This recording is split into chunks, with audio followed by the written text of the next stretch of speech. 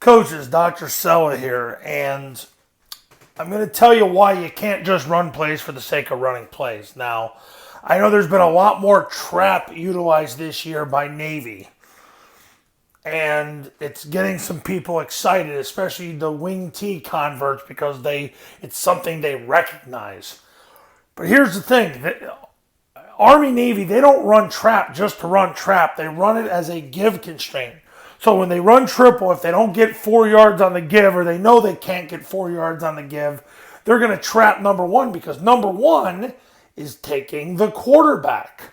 So they want to trap him because he's a C-gap player. He's playing the quarterback.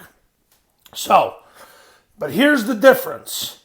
Trap, you don't want to run it to a B-gap player, because then the guard has to base the B-gap player. And listen, if your guard can base a B-gap player, you're probably not watching these videos because you've got players that can overcome any type of coaching you do. So good for you. God bless. But guess what? You're the lucky minority. The reality is you're going to have a strong mental approach to be highly successful in coaching football. So you want to run trap when there is a B-gap void, because then you can block down with the guard, down with the center, trap number one with the guard, the backside tackle cuts off, the backside receiver would cut off as well.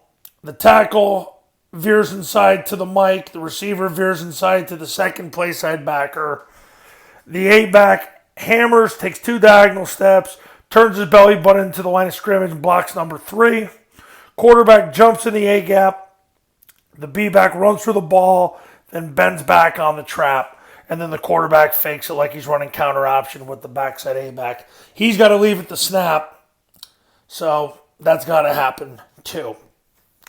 By the way, if they easy started where 2 ran through the B-gap and 1 took the C-gap, in that case, the guard doesn't have a choice. He's got to trap him in that case, and then the ball just hits up inside, and then the receiver would end up going to the backside safety.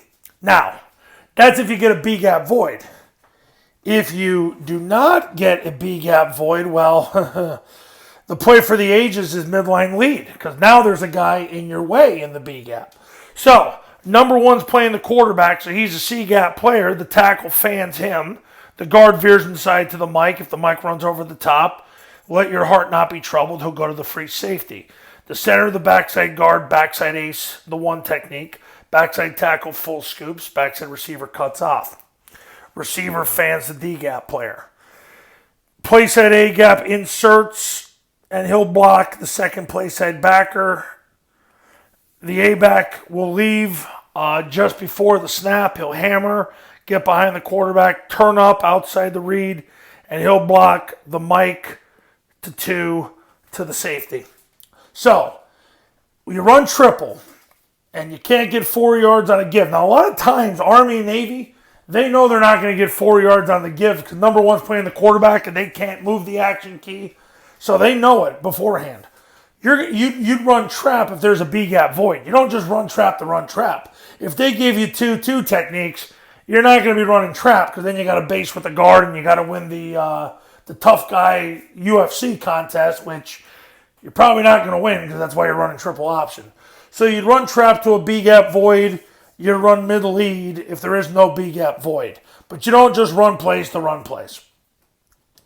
That's the bottom line. So there's your tutorial on how to do that. And coaches, if you're looking to install the Army-Navy 2019 Flexbone Triple Option Offense the right way the first time, call me, 570-332-0265, 570-332-0265. With the Triple Option Football Academy and Triple Option Football Academy camps, you're going to learn how to run the offense the right way the first time. Guarantee it. It's all done in a 3-step procedure. I'll see you in the next video. We'll talk then.